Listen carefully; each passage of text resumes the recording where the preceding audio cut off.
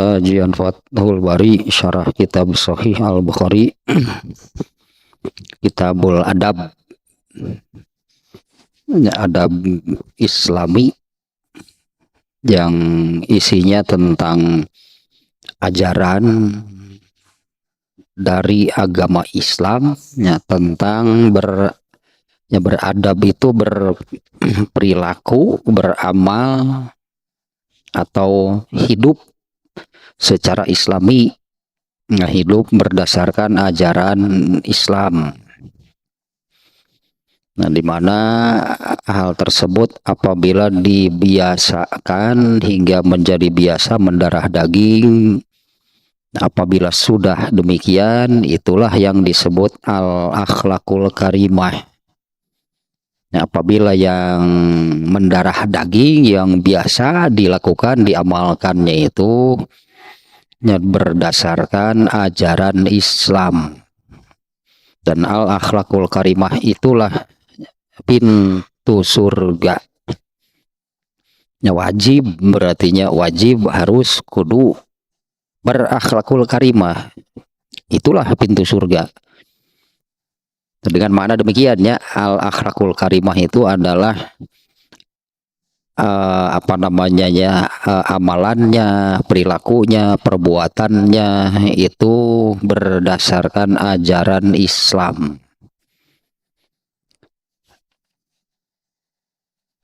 Bab ke-73 sekarang ya. Kalau yang kemarin babu man lam yuwajjihin nasabil itab, ya, bab tidak menghadapi orang lain itu dengan cercaan, ya, tidak menghadapi orang lain dengan cercaan. Contohnya hadisnya ya, yang kemarin itu Rasulullah SAW itu membagikan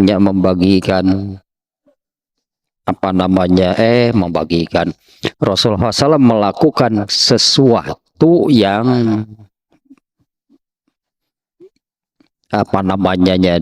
dibolehkan, atau yang mana mungkin Rasulullah mengerjakan yang salah, mana mungkin Rasulullah SAW melanggar, berbuat dosa.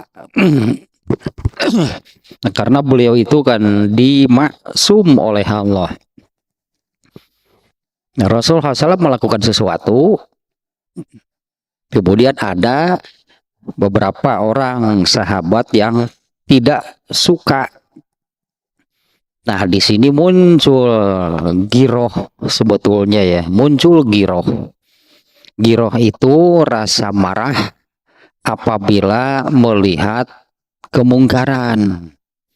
Nah, ini kemungkaran ini. Kenapa ada sahabat yang tidak suka terhadap apa yang Nabi lakukan, padahal Nabi tidak pernah melakukan sesuatu yang melanggar, perbuatan dosa, berbuat maksiat, itu sangat jauh dari Rasulullah SAW. Ini tambahan saja sedikitnya, diantaranya Aisyah nih mengatakan dalam sebuah hadis yang maknanya kurang lebih demikian. Rasulullah SAW itu apabila dihadapkan pada dua pilihan yang sama-sama buruk, kalau dalam bahasa kita suka disebut simalakama gitulahnya, dimakan buah simalakama, dua-duanya buruk. Kalau nggak salah maknanya itu, kalau ini kan peribahasa yang demikian, dimakan ibu yang mati, tidak dimakan bapaknya yang mati. Nah, menghadapi situasi seperti itu buruk dua-duanya. Nah, Rasulullah SAW itu apabila dihadapkan pada dua pilihan yang sama-sama buruk, maka Rasulullah SAW itu akan memilih yang keburukannya lebih ringan. yang keburukannya lebih sedikit. Dan nah ini Aisyah melanjutkannya satu hal lagi di hadis ini.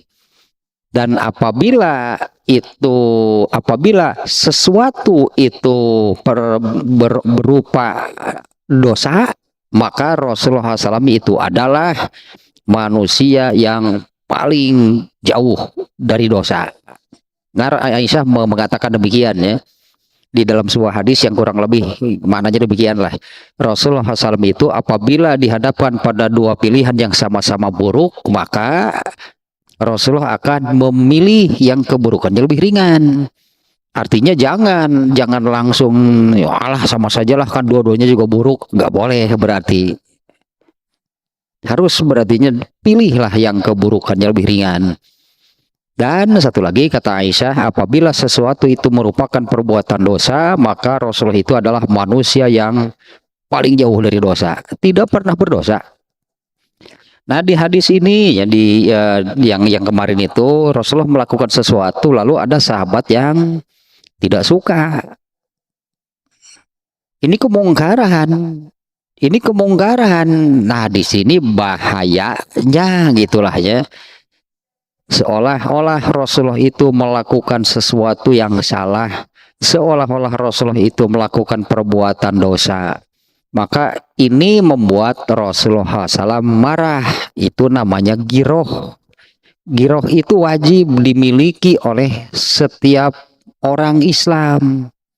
Giroh itu adalah rasa marah apabila melihat suatu kemungkaran.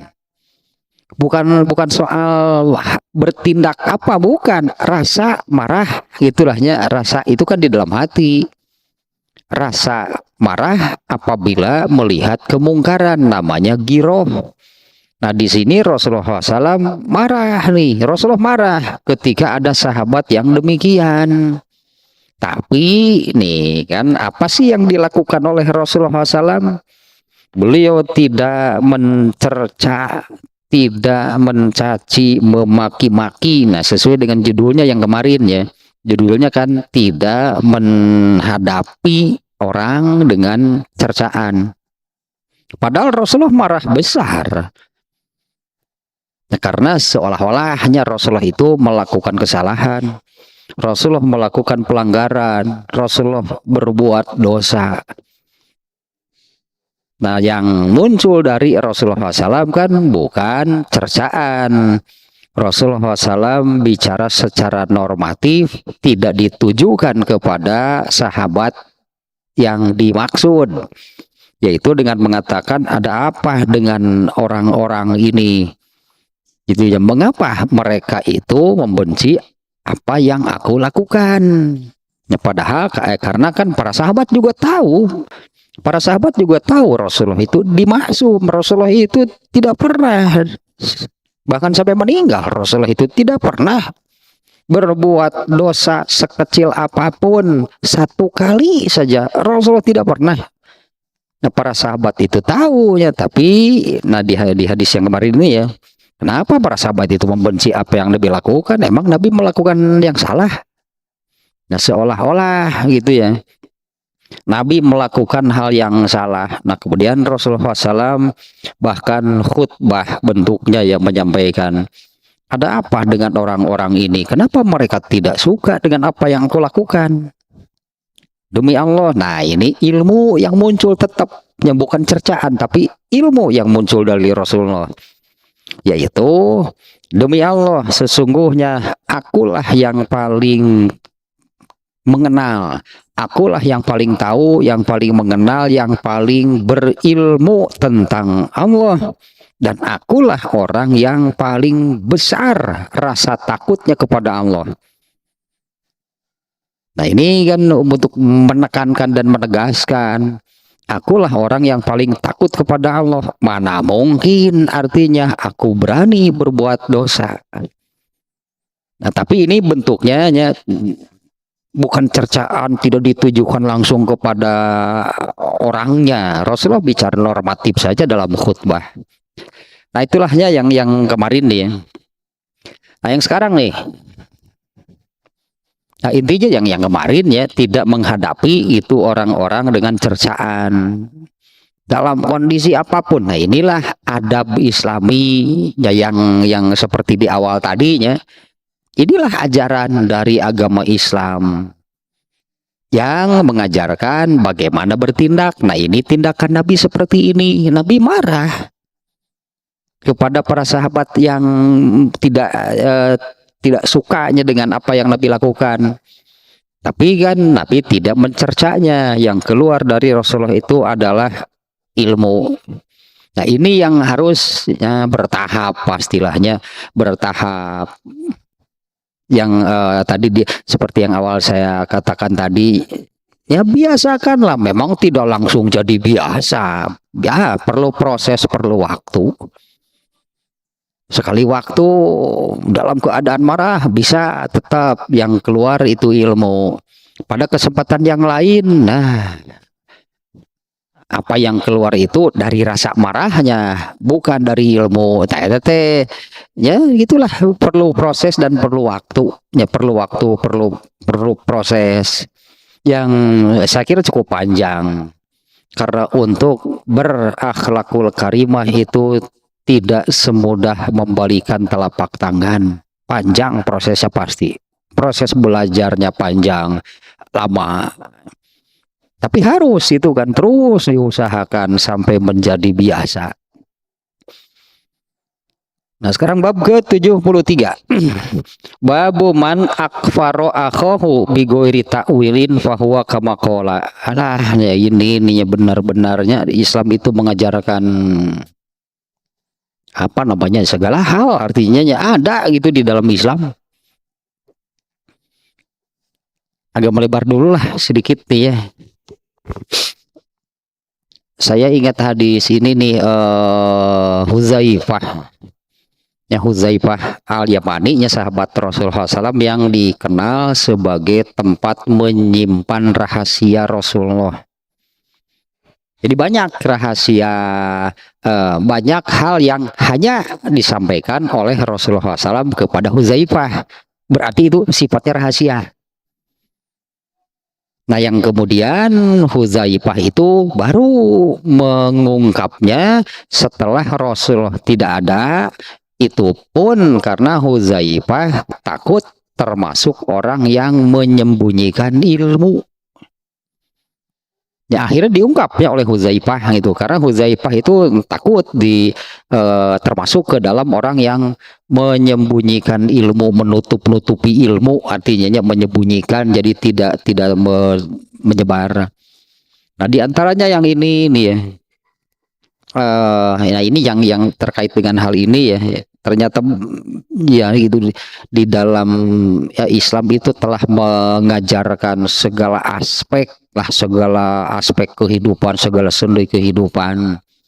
Karena Allah sendiri yang menyatakan bahwa Islam ini sudah sempurna. Karena setelah Islam ini Allah tidak akan menurunkan agama berikutnya sebagai penggantinya. Islam inilah agama terakhir yang diturunkan Allah, yang harus berlaku sampai hari kiamat dan tidak akan direvisi, tidak akan ada yang diubah-ubah, apalagi diganti. Artinya Islam ini harus, memang berarti Islam ini harus mencakup seluruh aspek, seluruh sendi kehidupan manusia. Jadi semua permasalahan manusia sampai hari kiamat ada di dalam Islam jawabannya. Nah, Huzaifah itu mengatakan seperti ini.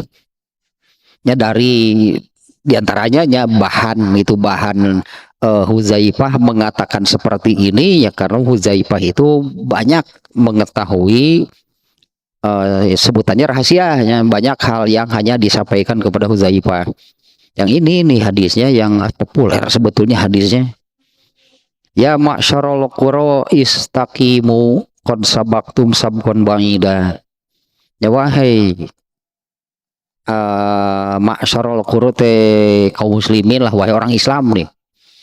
Ya wahai kaum muslimin, wahai orang-orang Islam, istaqimu, istiqomahlah kalian. Dalam arti istiqomahlah dengan ajaran agama Islam. Qad sabaqtum sabqan ba'idan. Ini sudah terbukti, dibuktikan, sudah terbukti oleh Rasulullah SAW dan para sahabat sebagai manusia terbaik sepanjang masa, gitu kan mereka. Rasulullah SAW dan para sahabat itu benarnya apa mereka inilahnya yang apa namanya ya, contoh itulahnya. Rasulullah SAW dan para sahabat adalah contoh orang yang ya total hidup mereka itu berpegang berdasarkan ajaran Islam, gak ada yang lain. Ya, Rasulullah SAW dan para sahabat itu mereka itu total hidupnya itu berdasarkan ajaran Islam. Qad sabaqtum sabqan ba'ida. Sungguh kalian orang Islam itu berada jauh di depan meninggalkan kaum manapun. Nah, kalau mengamalkan ajaran Islam itu, orang Islam pasti demikian, paling maju, paling unggul, jauh meninggalkan kaum manapun. Wa in akhadztum yaminan washimalan. Tapi kalau kalian nih orang Islam sudah lirik kanan, lirik kiri, ambil dari sana, ambil dari sini, artinya bukan lagi dari ajaran Islam. Faqad dolaltum dolalam ba'ida. Kalian itu akan tersesat. Andai kalau balapan gitunya, kalau balapan mah akan nyampe finish, enggak, karena waktu perlombaannya juga belok tersesat entah kemana, nggak akan sampai ke finish. Nah, sampai ke hal seperti ini nih ya oleh Islam itu diajarkan bagaimana beradab, bagaimana berperilaku, beramal, berbuat atau hidup sebetulnya. Mesti bagaimana itu manusia itu hidup di dunia. Ya Islam lah ini ya adabnya, Islam lah yang mengajarkannya mesti bagaimana hidup di dunia. Nah, kalau manusia itu betul-betul manusia secara umum sebetulnya ya, kalau manusia itu berpegang teguh dan mengamalkan ajaran agama Islam di seluruh aspek kehidupannya, pasti akan menjadi manusia yang paling maju dalam segala hal. Karena Islam mengajarkan segala hal. Tapi kalau sudah belok tinggal meninggalkan ajaran Islam, ambil dari sana, ambil dari sini, maka orang Islam ini menjadi terbelakang, mundur, lemah. Inilah yang terjadi pada hari ini. Kita bicara kalau secara global, mengapa orang Islam itu menjadi lemah, selalu menjadi objek? Karena orang Islamnya mengalami kemunduran yang luar biasa. Bahkan Rasulullah SAW menyebutnya orang Islam itu berjalan mundur. Orang Islam itu berjalan mundur. Nah, Rasulullah menggambarkan demikian itu adalah orang-orang Islam yang tidak lagi berpegang teguh kepada ajaran Islam, mengalami kemunduran yang luar biasa. Batur mamaraju hirup teh, mundur orang Islam kalau demikian. Hanya jadi objek lemah gitulahnya kalau orang Islam itu sudah meninggalkan ajaran Islam. Nah, sampai ke hal seperti ini nih diajarkan dia oleh Islam itu kepada umatnya. Ya babu man akfaro akhohu bighairi ta'wilin fahuwa kama qala. Bab orang yang mengafirkan saudaranya, nah sesama muslim nih ya. Seorang muslim itu mengafirkannya apa bahwasanya mengkafirkan saudaranya bighairi takwil, tanpa takwil, tanpa penjelasan apa-apa. Fahuwa kama qala, maka ya seperti yang dikatakannya. Alah, ini judulnya, ini sebetulnya redaksi hadis nih ya. Di Sahih Bukhari kan banyaknya yang demikian nih, judulnya itu judul yang di bab judul bab gitu yang ada di Sahih Bukhari ini banyak yang berupa kutipan. baik dari ayat ataupun dari hadis. Nah, kalau ini dari hadis nih. Nah, pada bab ini Imam Bukhari memasukkan 3 hadis, yang 2 hadis persis sama. Hadis yang pertama dan yang kedua sama gitunya, isinya hanya beda kosakata yang dipakainya saja, kalau maknanya persis sama. Nih hadis yang pertama, An Abi Hurairah radhiyallahu anhu anna Rasulullah sallallahu alaihi wasallam qala iza qala rajulu li akhihi ya kafir faqad ba'a bihi ahaduhuma. Dari Abu Hurairah, semoga Allah meridhoinya, ia berkata, Rasulullah Shallallahu Alaihi Wasallam bersabda, apabila seorang muslim, tentunya di sini ya, apabila seorang muslim berkata kepada saudaranya, wahai kafir, kepada saudaranya sesama muslim, tapi memanggil, artinya menyebut saudaranya ini dengan sebutan seperti itu, wahai kafir. Bisa panggilan, artinya wahai kafir atau kamu kafir, oh si anu kafir, gitulah pokoknya muncul sebutan kafir itu yang ditujukan kepada saudaranya sesama muslim.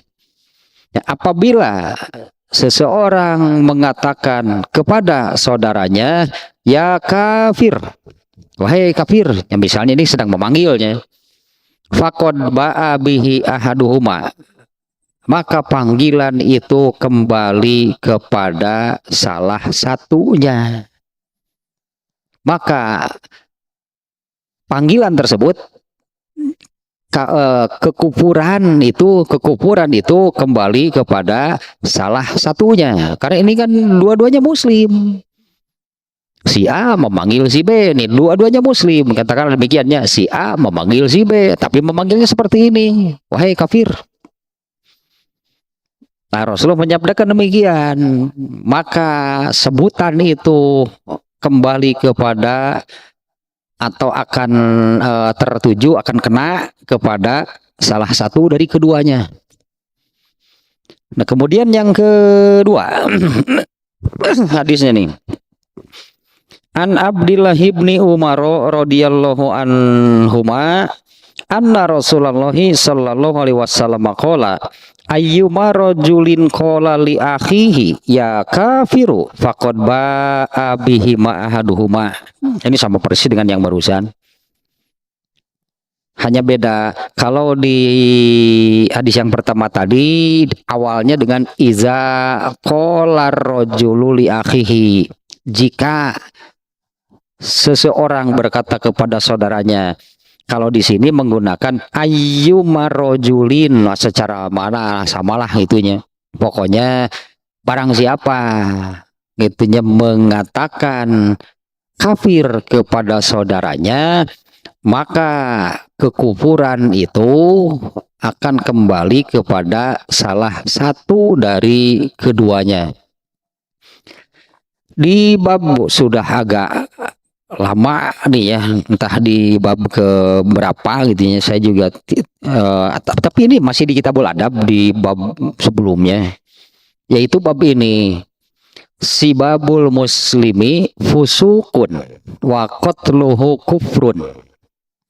Itu babnya sekaligus juga hadisnya, sibabul muslimi fusukun, mencaci, memaki, menjelek-jelekan lah gitunya, mencerca, menghina seorang muslim itu adalah kefasikan.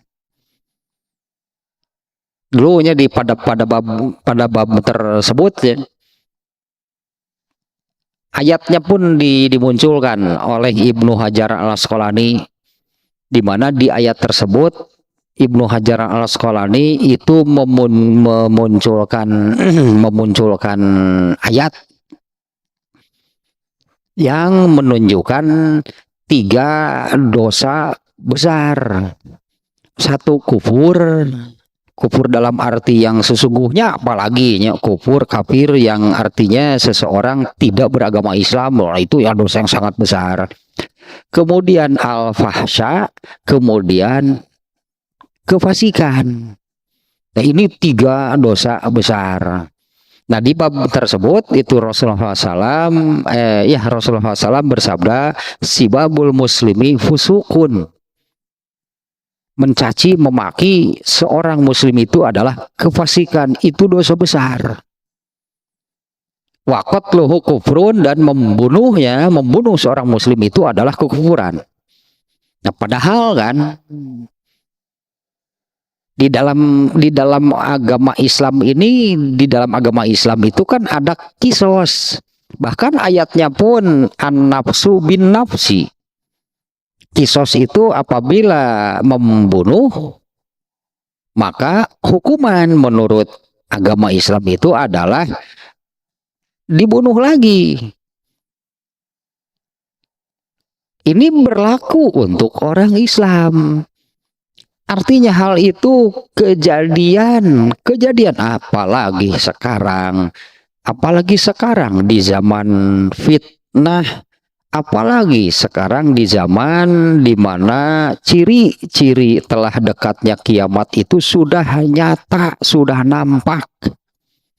Di antara ciri-ciri sudah dekatnya kiamat itu adalah, di antara ciri kiamat sudah dekat itu adalah banyaknya terjadi pertumpahan darah, pembunuhan, baik berupa perang atau bukan. Ini sudah sangat nampak. Jadi benar terjadi itunya, seorang muslim membunuh seorang muslim lagi. Ya, seorang muslim membunuh orang Islam, sudah banyak sekarang kejadian demikian. Nah, Rasulullah SAW menyebutkan di hadis tersebut, sibabul muslimi, mencaci, memaki, menjelek-jelekan orang Islam itu kefasikan, itu dosa besar, dan membunuhnya adalah kekufuran. Tapi kan maknanya bukan si A membunuh si B, misalnya si A muslim, si B juga muslim. Si A membunuh si B. Nah, apakah si A ini dengan melakukan pembunuhan itu agamanya bukan lagi Islam? Kan maknanya bukan demikian ya, maknanya bukan demikian. Maknanya adalah dosanya sangat besar, karena pantasnya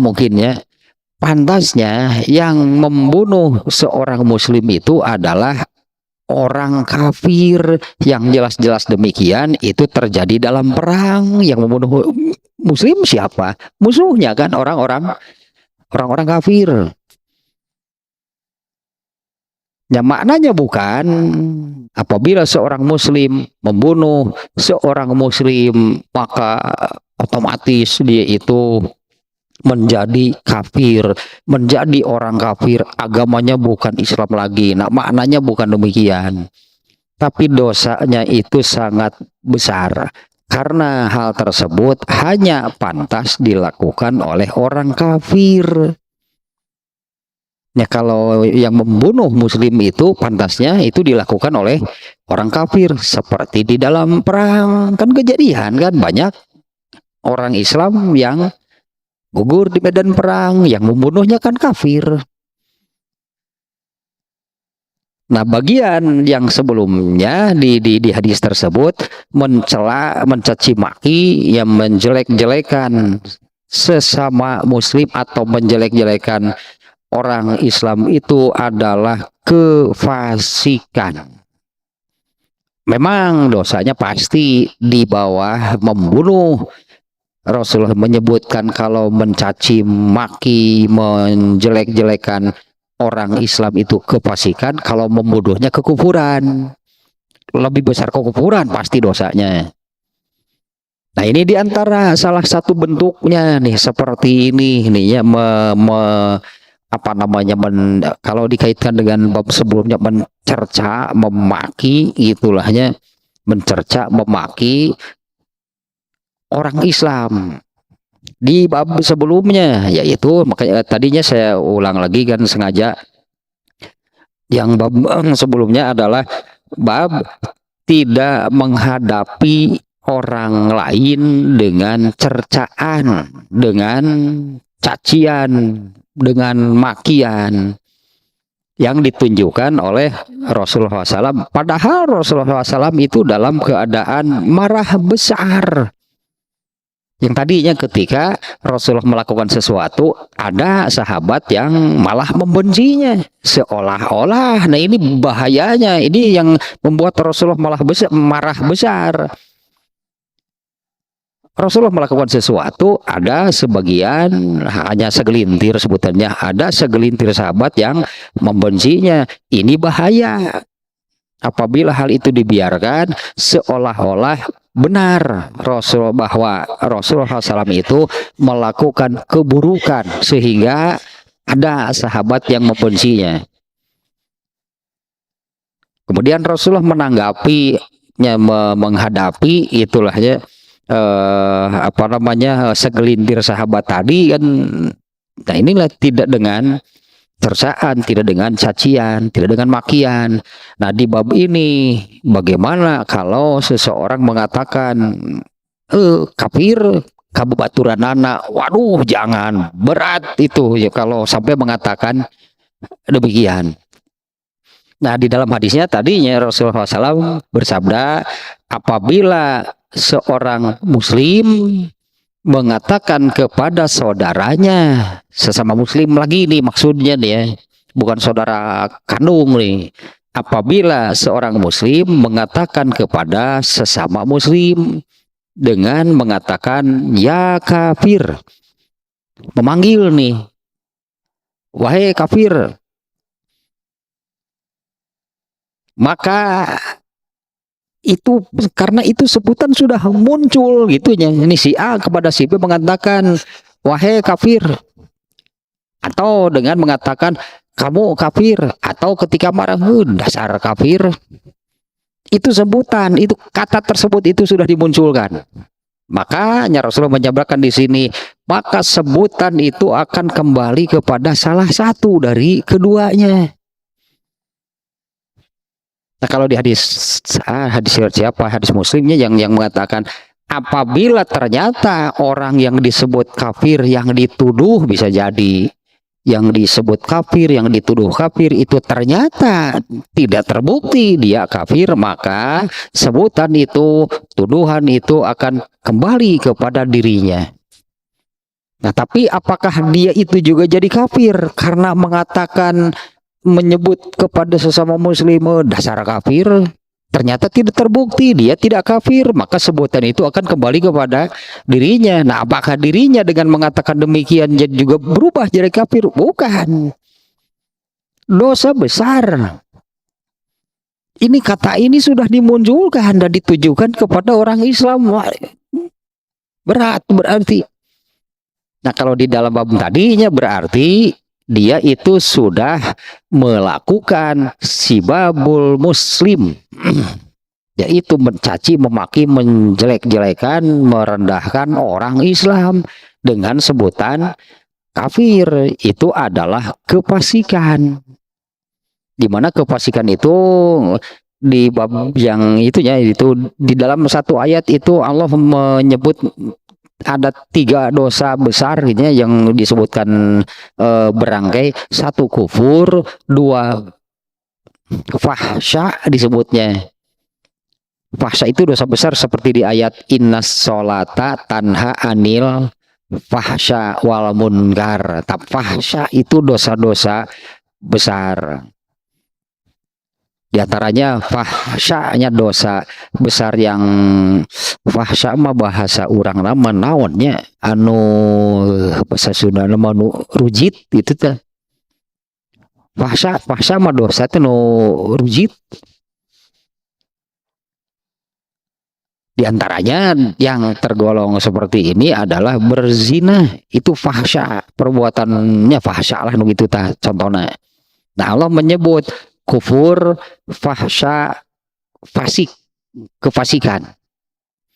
Nah sibabul muslim, mencaci, memaki sesama muslim itu adalah kefasikan. Apalagi itulah, apalagi kalau ya ini jadinya mencaci gitu ya, mencaci, memaki seorang muslim dengan sebutan kafir, itu sangat berat. Kata itu jangan dimunculkan, jangan dipakai, itulah yang ditujukan kepada seorang muslim. Bisa dengan cara memanggil, atau misalnya memanggil, atau ya tadilah bisa sedang memanggil, bisa sedang apa namanya marah dengan mengatakan oh, dasar kafir. Ulah itu jangan, itu jangan dimunculkan kata kafir, itu jangan disebut dengan maksud ditujukan kepada seorang muslim. Apabila tidak terbukti, ya inilah Rasulullah itu di hadis ini ya kemungkinannya ada dua, maka kata tersebut akan tertuju dan kena kepada salah satu dari keduanya. Apakah benar memang itunya si A mengatakan demikian, dasar kafir? Bukan sih, bukan artinya orang ini agamanya jadi bukan Islam, tapi kekufuran disebutnya, ya seperti di bab yang tadi, wa qitalul muslim kufrun, membunuh seorang muslim itu adalah kekufuran, bukan orangnya berubah jadi kafir dalam arti agamanya langsung berubah jadi bukan seorang muslim. Tapi dosanya sangat besar, karena membunuh seorang muslim itu seharusnya atau hanya pantas dilakukan oleh orang kafir. Ini seperti di dalam perang kan, yang antara muslim dengan kafir, yang membunuh muslim siapa? Kan orang kafir. Nah ya pantasnya lah gitunya, yang membunuh seorang muslim itu adalah orang kafir. Maka Rasulullah menyabdakan demikian, membunuh seorang muslim itu adalah kekufuran, bukan orangnya berubah menjadi kafir. Nah sekarang ini sebutan, bukan membunuh, menyebut seorang muslim itunya dengan kata kafir. Ini berat. Nah Imam Bukhari ini menyusun babnya itu ya dengan bab sebelumnya, ya tidak menghadapi orang dengan cercaan, cacian. Nah ini contohnya yang paling berat, seorang apa namanya sebutan jadinya cacian, makian kepada seorang muslim itu adalah dengan mengatakan demikian, dimunculkan kata kafir lalu ditujukan kepada seorang muslim. Maka kemungkinannya apakah memang benarnya yang dipanggil, yang disebut kafir itu memang terbuktilah itu orang ini bukan dalam arti berubah jadi bukan muslim, tapi memang orang ini pantas, ya pantas disebut naon atunya. Ini bahayana teh bisi menyebut kafir teh jadi bukan muslim, bukan demikiannya maksudnya. Ya pantas karena orang ini memang banyak berdosa besar, bahkan dosa-dosa yang hanya pantas dilakukan oleh orang kafir. Satu lagi nih, dosa gitunya bagi orang Islam itu dosanya yang hanya pantas itulah dilakukan oleh orang kafir. Kalau di hadis yang tadi, si babul muslimi fusukun, yang mencaci memaki orang Islam itu adalah kefasikan. Wa qitaluhu kufrun, dan membunuhnya itu adalah kekufuran. Ada satu lagi dosa gitunya yang boleh disebutkan hanya pantas dilakukan oleh orang kafir. Hadisnya yang ini nih, inna bainal mar'i wal kufri. Nah ini pun menyebut kekufuran nih. Inna bainal mar'i wal kufri tarkas sholat. Sesungguhnya antara seseorang dan kekufuran itu adalah meninggalkan sholat. Ini seolah-olah dan banyak memang yang memahami demikian. Apabila orang Islam sudah tidak sholat, sudah disebutnya meninggalkan sholat, seolah-olah pernah gitunya. Kalau meninggalkan sholat kan seolah-olah dia pernah sholat, tapi kemudian meninggalkan. Bisa juga sih maknanya memang tidak pernah melakukan, meninggalkan sholat. Nah, apabila seorang muslim itu meninggalkan atau tidak mengerjakan sholat, maka dia itu bukan lagi orang Islam. Nah, ada yang memahami demikian hadis yang barusan. Inna bainal mar'i wal kufri tarkas sholat. Sesungguhnya antara seseorang dengan kekufuran itu adalah meninggalkan sholat. Nah, padahal kan makna kekufuran itu ada dua, berarti ada dua. Satu, kufur dalam arti orangnya kafir, dalam arti agamanya bukan Islam. Nah, ayat-ayat yang menyebutkan innallazina kafaru, banyak ayat yang demikian ya. Sesungguhnya orang-orang kafir, nah itulah orang yang agamanya bukan Islam. Nah, ada juga kufur yang Allah tujukan kepada orang Islam. Ayat juga ada yang menyebut kufur, pelakunya orang Islam, tidak berubah agamanya. Yaitu nah ayat il ya no, la in syakartum la azidannakum wala in kafartum. Ini kufur nih kata yang dipakai oleh Allah di ayat ini. La in kafartum, jika kalian la in syakartum, jika kalian bersyukur, mensyukuri nikmat Allah berartinya, jika kalian bersyukur atas nikmat Allah, mensyukuri nikmat Allah, pasti kami akan menambahnya. Walain kafartum, nih menggunakan kata kufur juga nih Allah di ayat ini. Tapi jika kalian kufur apa? Khusus ini kufur nikmat. Lain kafartum, kan kufur nikmat. Kan ini bicara tentang nikmat ayat iya mah. Tapi jika kalian kufur, nah Allah menggunakan kata kufur. Maknanya adalah satu, itu dosanya sangat besar berarti. Yang kedua, itu hanya pantas dilakukan oleh orang-orang yang tidak beragama Islam. Karena kalau orang kafir yaitu orang yang agamanya bukan Islam, tidak ada sedikit pun syukur atas nikmat. Itu orang kafir. Karena definisi bersyukur adalah, coba orang kafir ada nggak yang memenuhi definisi ini? Yang disebut mensyukuri nikmat itu, belum mensyukuri nikmat definisinya, bersyukur definisinya adalah menggunakan kenikmatan. Padahal tidak ada kan manusia yang tidak diberi kenikmatan, orang kafir juga diberi kenikmatan.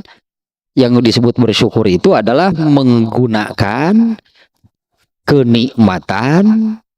Tentunya kalau kenikmatan itu dari Allah ya, menggunakan kenikmatan sesuai dengan maksud Allah menciptakannya, atau ada juga definisinya sesuai dengan maksud Allah memberikannya.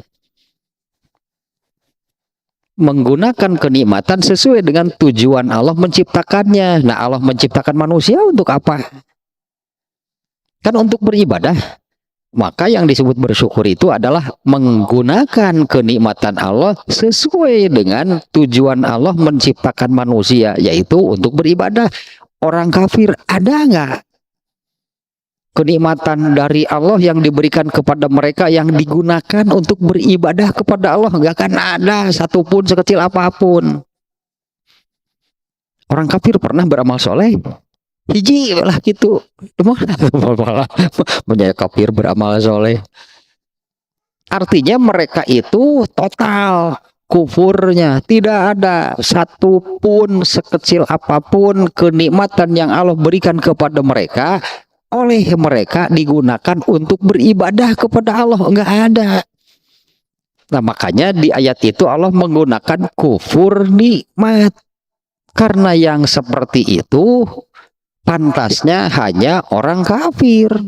Orang yang agamanya bukan Islam. Gak akan ada satupun kenikmatan dari Allah itu digunakan untuk beribadah kepada Allah. Tapi ayat ini juga kan kena kepada orang Islam. Sama saja orang Islam juga. Apabila seorang muslim tidak mensyukuri nikmat Allah, maka Allah menyebutnya kufur nikmat, dosa besar berarti. Kemudian satu lagi nih kata kufurnya yang digunakan oleh Allah. Ini nih waktu Rasulullah Isra Mi'raj. Juga waktu kejadian gerhana. Kalau pada kejadian gerhana Allah memperlihatkan surga dan neraka. Kalau ketika Isra Mi'raj Rasulullah itu aslina gitu ya mah, asli itu Rasulullah itu dibawa masuk ke dalam surga dan neraka. Kalau ketika gerhana kan Rasulullahnya di bumi, Rasulullahnya di dunia. Ketika mengerjakan sholat diperlihatkan oleh Allah surga dan neraka. Nah, waktu sholat gerhana itu kan Rasulullah SAW menerangkan ya, aku dibawa kalau waktu Isra Mi'raj aku dibawa masuk ke surga, ternyata kebanyakan penghuninya adalah orang-orang miskin. Ternyata kebanyakan penghuninya adalah orang-orang miskin. Dan aku dibawa masuk neraka, ternyata kebanyakan penghuninya adalah perempuan. Nah, para sahabat bertanya, mengapa bisa demikian? Ya, mengapa lebih banyak perempuan penghuninya di dalam neraka? Rasulullah menyabdakan, ini menggunakan kata kufur juga dimaksudnya ya. Kufronul asyir disebutnya kufur. Karena ini mereka hanya perempuan-perempuan yang jadi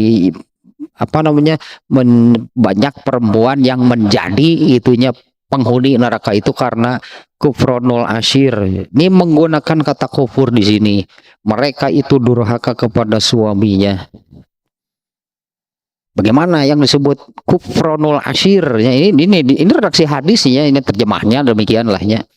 Yaitu kufur kepada suami itu apabila suaminya apabila mereka melihat pada suaminya itu ada keburukan, atau apabila suaminya itu melakukan kesalahan, maka dia menyebutkan bahwa tidak pernah mendapatkan kebaikan apapun dari suaminya. Data yang seperti itu kufur, dia menggunakan kata banyak berarti hal-hal pelanggaran tentunya ya di dalam Islam ini yang Allah menyebutnya dengan kata kufur. Nah, bahkan Imam Bukhari di dalam Kitabul Iman, nah ini nantinya dalam Kitabul Iman pasti bahas gitu. Imam Bukhari itu membuat judul babu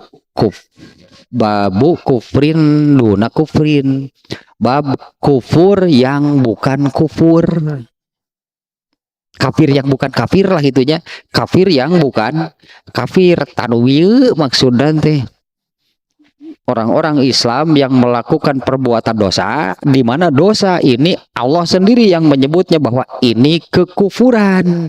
Nah, itulah kufur yang bukan kafir, kufur yang bukan kafir. Dosa-dosa yang Allah sebut dengan kata kekufuran,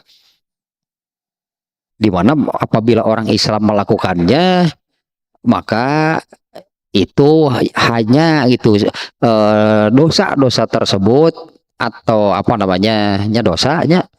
dosa atau pelanggaran tersebut itu hanya pantas dilakukan oleh orang kafir.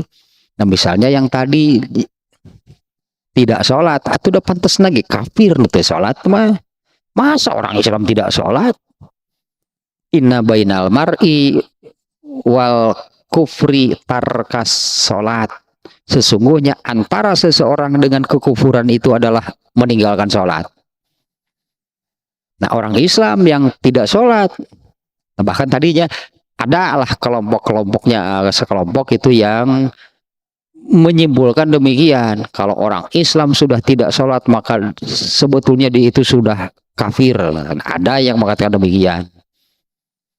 Padahal tentu di situ Rasulullah menyebut dengan kata kufur itu dosanya sangat besar, dan itu hanya pantas sebetulnya hanya pantas dilakukan oleh orang-orang kafir.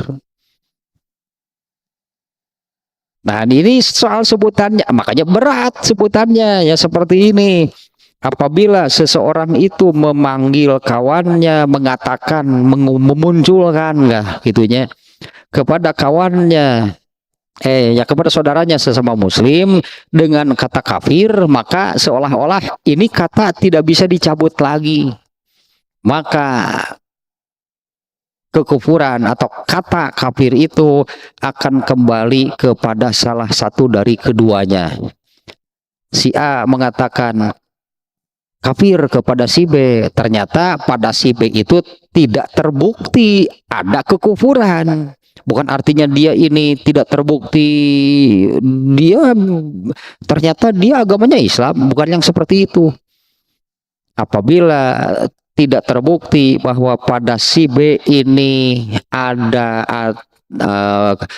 dosa besar, tadilahnya yang Allah menyebutnya dengan kekufuran, maka kata kafir tersebut itu akan kembali kepada dirinya.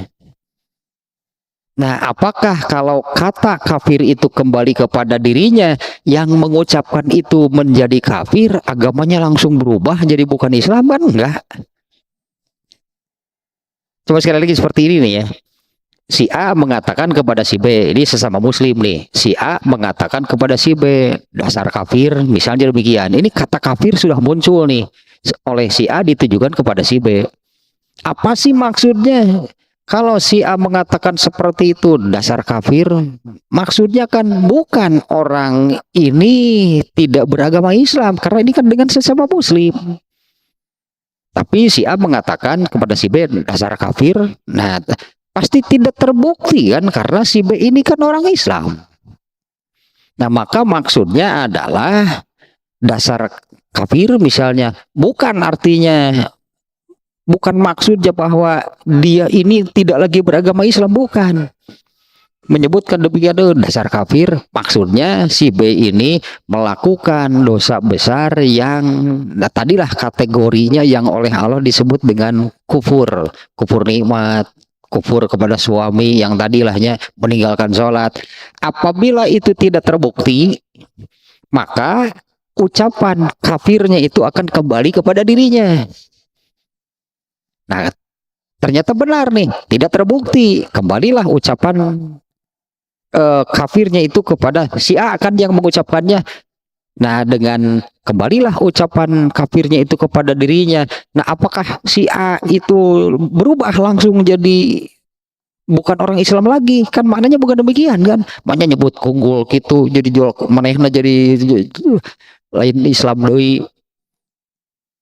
Ya, kalau misalnya saya mengatakan kepada seseorang dasar kafir, ternyata tidak terbukti, kembalilah kepada saya. Nah, apakah dengan mengatakan seperti itu saya tidak lagi beragama Islam? Kan enggak kan maknanya. Wah, enggak masuk akal lah gitu. Enggak masuk akal. Hanya dengan mengatakan demikian tidak terbukti, maka saya berarti tidak lagi beragama Islam.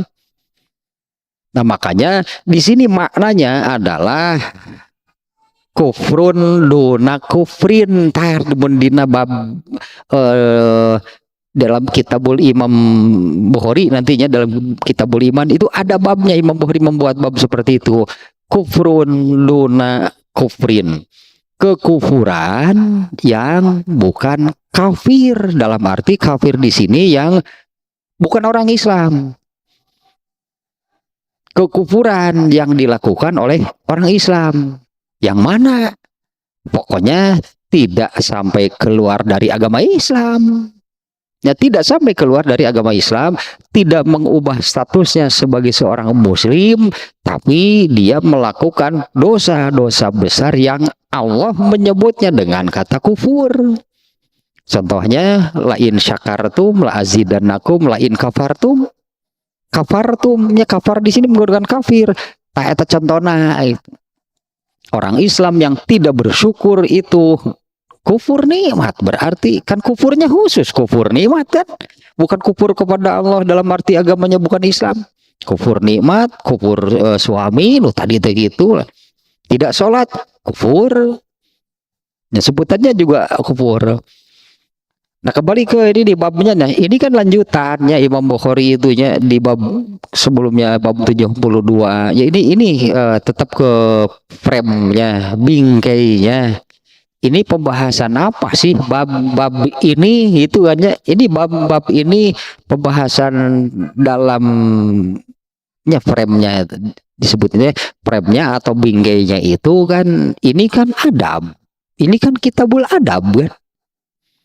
Ya, inilah berarti semua yang ada di dalam kitabul adab, semua babnya itu mengajarkan inilah adab Islami. Inilah adab Islam, inilah ajaran Islam. Yaitu kalau bab ke-72 berarti kan tidak mencaci, tidak memaki, tidak mencerca orang lain, itulahnya apa namanya, tidak mencaci orang lain. Nah, yang ini contohnya, ini yang paling berat. Menyebutkan demikian itu mencaci, memaki seorang muslim, wahai kafir. Aduh, eta menyebut demikian kepada sesama muslim itu cacian, itu cercaan dan berat. Kalau menurut hadis yang lain tadinya, apabila sebutan kafir itu tidak terbukti kepada orang yang ditujunya, maka sebutan itu akan kembali kepada dirinya. Yang besar berarti dosanya, kekufuran itu dosa-dosa yang sangat besar. Padahal hanya mengatakan seperti itu, hanya memanggil, bahkan di sini memanggil. Bukan mencerca, bukan bentuknya cercaan kan, di hadisnya ini bukan bentuknya cercaan. Kalau misalnya bentuknya cercaan itu seperti yang tadi, si A misalnya mencerca, memaki si B, dasar kafir. Kalau kita bererek di babuk tuh dasar kafir, kita benar mencaci. Ini bukan. Ini hadisnya, apabila seorang muslim berkata kepada saudaranya sesama muslim, ini bentuknya panggilan, sedang memanggil, bukan memarahi, bukan mencaci, tapi kata ini yang muncul, ya kafir, wahai kafir. Nah, itu jangan sekali-kali, artinya jangan sekali-kalinya menggunakan kata itu yang ditujukan kepada sesama muslim. Karena apabila tidak terbukti ada kekufuran pada orang yang dimaksud, maka sebutan kafir itu akan kembali kepada dirinya. Nah, dan itu dosanya besar. Nah, inilah adab Islami. Nah, Islam mengajarkan seperti ini. Dan ini juga kan terkait dengan tentunya berhati-hatilah apabila berbicara. Itu kan sudah diajarkan oleh Rasulullah. Padahal ini kan hanya memanggil, ya kafir, gitu wungkul mencek orang mah, nyecek orang ban itu agak gitu wungkul lah meni. Ya cek orang gitu seteh, tapi di mata Allah itu berat karena dia sudah memunculkan kata kafirnya, karena dia sudah memunculkan kata kafir.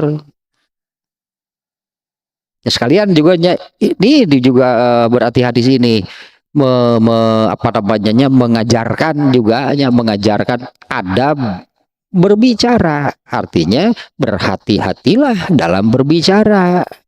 Kalau berdasarkan hadis ini, ya jangan sekali-kali memunculkan kata kafir yang ditujukan kepada sesama muslim, jangan sekali-kali. Nah kalau secara umum katanya Rasulullah sudah mengajarkan yang ini kan, yang man kana yu'minu billahi wal yaumil akhir. Oh, bahkan di awalnya pun dikaitkan dengan beriman, keimanan seseorang. Ya, barang siapa beriman kepada Allah dan hari akhir, fal yakul khairon aw liyasmut, hendaklah berbicara yang baik atau diam. Kan itu kan wah hadis populer sama umum kan. Ya, berbicara mau umum dalam artinya berbicara ya nya. Berbicara itu kan bisa ngobrol, bisa memanggil, bisa marah, bisa mengadu. Bentuknya kan demikiannya. Ya, si A misalnya mengadu kepada atasannya kan bisa. Ya kan dengan cara bicara gitu. Makanya dalam segala situasi baik ya tadinya baik obrolan, baik memanggil, baik memarahi, baik mengadu, baik dalam bentuk apapun, kalau bicara yang baik di sini kan hanya memanggil, bukan mencerca kalau di hadis ini. Tapi deh, seperti itulah masalahnya, seperti yang disabdakan oleh Rasulullah, faqad ba'a bihi ahaduhuma, maka ucapan kafir itu seolah-olah tidak bisa dihilangkan. Kalau tidak tertuju kepada orang yang dimaksud, maka itu kalau kalau tidak terbukti, ya tidak terbukti ada pada orang yang dimaksud, maka ucapan itu akan kembali kepada dirinya, kepada orang yang mengucapkannya. Nah satu lagi nih hadisnya nih.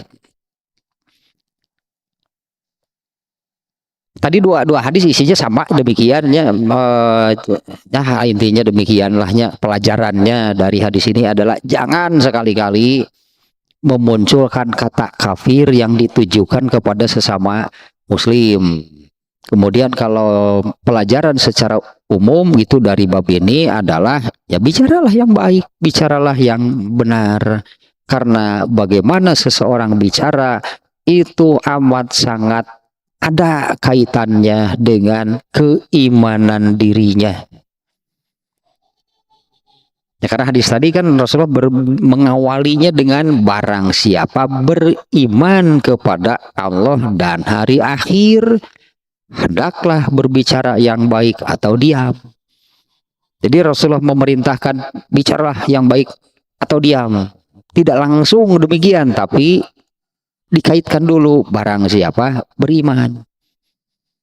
Artinya bagaimana seseorang bicara itu sangat terkait dengan keimanan yang ada di dalam dirinya. Atau kita bisa menyimpulkan bagaimana seseorang bicara itu menggambarkan keimanan dirinya. Karena kalau yang benar-benar beriman kepada Allah dan Rasulnya pasti akan memenuhi perintah Rasulullah. Kalau bicara yang baik atau diam. Nah satu lagi nih hadisnya nih. Man halafa bimillatin goerol islami kaziban fahuwa kamakola. Atuna naonan bari nagenya gitu ya. Ada 3 poin nih di hadis ini nih. Ada 4 poin di hadis ini. Satu yang barusannya gitu, kita langsung terjemah nih. Barang siapa bersumpah dengan menggunakan hal-hal sesuatu yang di luar agama Islam. Aduh, naonnya contohnya. misalnya ya orang Islam tapi sumpahna demi Dewa Brahma, itu kumaha itu.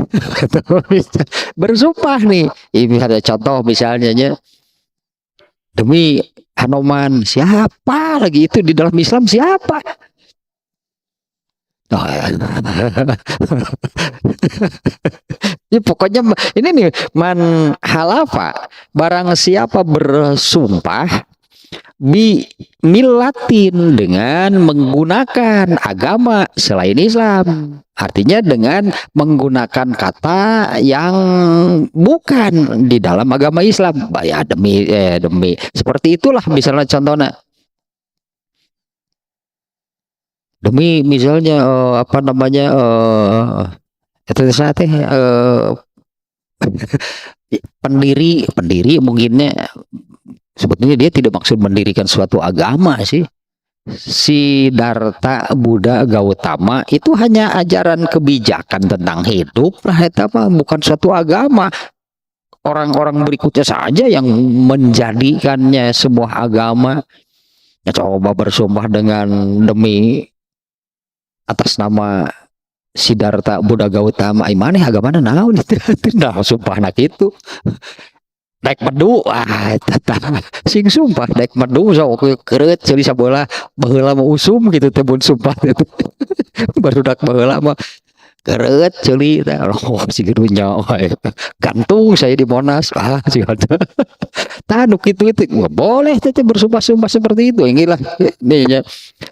Barang siapa bersumpah dengan suatu agama selain Islam kadziban heureuy padahal mah heureuy kitu nanti main-main ya, bukan betul-betul orang Islam tapi serius nih bersumpahnya itu demi dewa langit.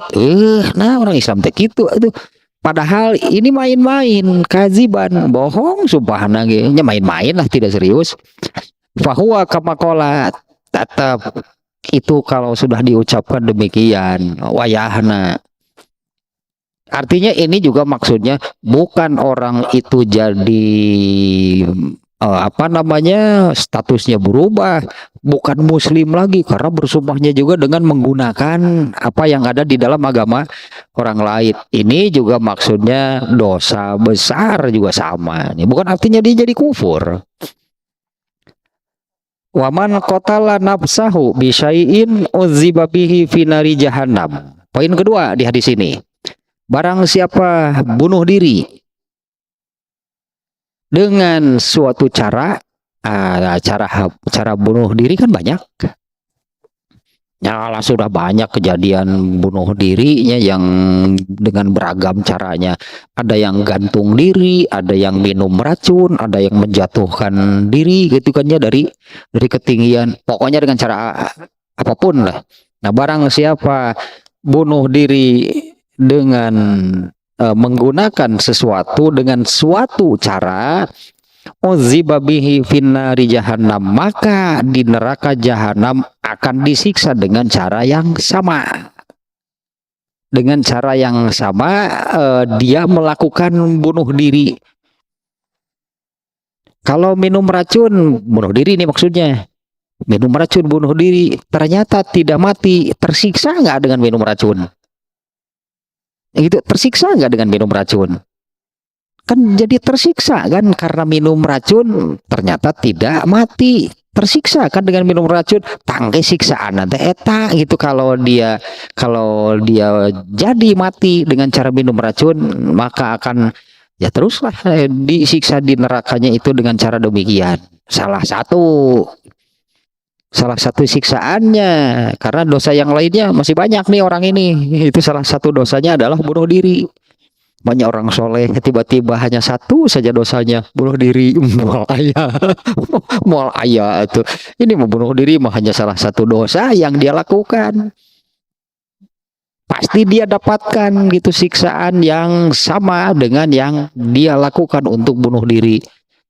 Kalau membunuh dirinya dengan cara menjatuhkan diri dari ketinggian, maka di akhiratnya nanti dibebut-bebut teh pokoknya mah bebetkeun deui, naik deui, bebetkeun deui terus gitu. Dua poinnya ya.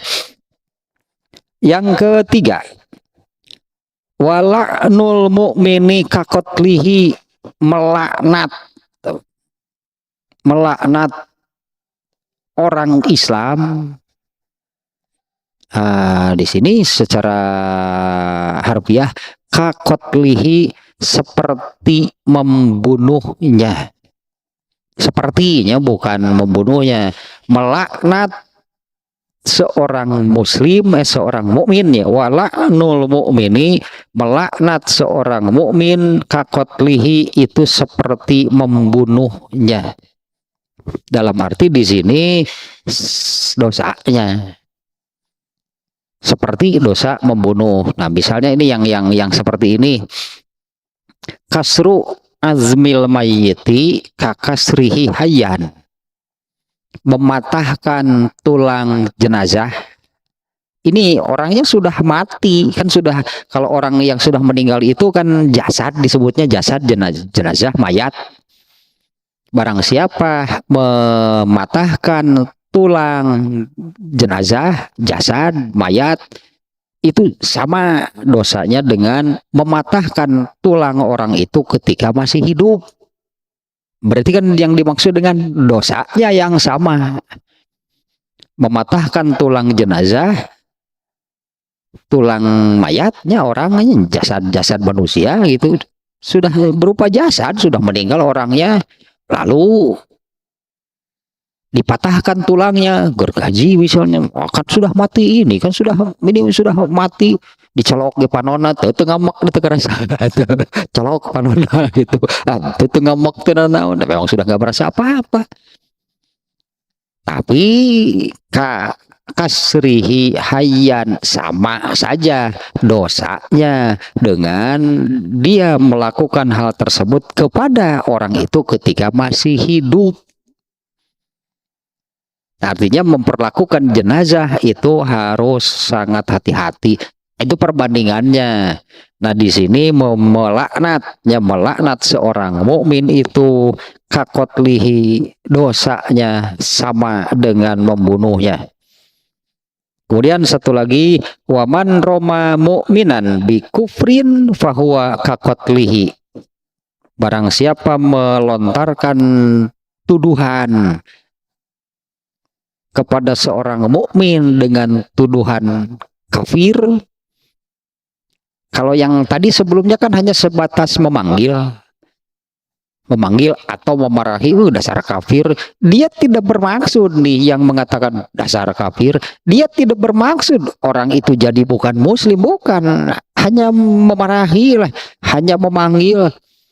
Tadi tanya di hadis yang pertama dan kedua. Nah, kalau ini benar nih, menuduh, barang siapa melontarkan tuduhan kafir kepada seorang mukmin, ini juga sama nih, fahuwa kakotlihi, maka dosanya itu sama dengan membunuhnya. Nah, itu hadis yang ketiganya. Ada 4 halnya yang disabdakan oleh Rasulullah SAW. Satu, ya berarti pelajarannya jangan bersumpah dengan hal-hal lain, karena di dalam Islam itu sudah diajarkan. Nah, inilah adab Islam. Kalau bersumpah, kalau benar-benar gitu mau bersumpah, harus bersumpah, maka di dalam Islam diajarkan hanya satu, demi Allah, nggak ada yang lain. Ditambah saja nggak boleh, demi Allah, demi Rasulullah, ulah demi Rasulullah nggak ada, hanya demi Allah. Tapi harus betul-betul betul-betul bersumpah. Ulah unggal ngomong demi Allah, unggal ngomong demi Allah. Ayo diobral itu dia demi Allah tim negara rampang. Untuk yang benar-benar harus bersumpah, maka di dalam Islam itu diajarkan bersumpah itu hanya satu, demi Allah, gak ada yang lain. Nah, berarti kalau bersumpah dengan di luar yang diajarkan oleh Islam, apalagi bersumpahnya menggunakan yang jelas-jelas itu ada di dalam agama orang lain, maka dia itu kamakola. Nah, sama seperti yang tadi lah, maka dosa besar maksudnya ya, maka itu berdosa besar. Kemudian yang kedua tadinya, barang siapa bunuh diri dengan suatu cara, maka di akhirat nanti akan disiksa dengan bentuk yang sama dengan cara bagaimana dia bunuh diri. Yang ketiga, melaknat mukmin itu dosanya sama dengan membunuhnya. Dan yang terakhirnya, barang siapa melontarkan tuduhan kafir kepada seorang mukmin, itu pun sama, dosanya sama dengan membunuhnya. Teruslah itunya, kalau saya ini selalu nih, ini kan tentang adab gitu kan. Ya inilah Islam mengajarkan seperti ini. Ini banyak tentang bicara, berarti kan kaitannya di sini. Ya hati-hatilah berbicara, jangan sampai apalagi melontarkan tuduhan kepada seorang mukmin dengan tuduhan kafir, berat nih, ternyata dosanya itu sama dengan membunuhnya. Bahkan hanya memanggil saja nggak dilarang keras, artinya dosanya besar. Tosah beres tah bab 73 yang judulnya adalah barang siapa mengafirkan atau memunculkan kata kafir bagi saudaranya sesama muslim, maka bisa jadi itu kembali kepada dirinya, dalam arti itu berdosa besar apabila itu tidak terbukti.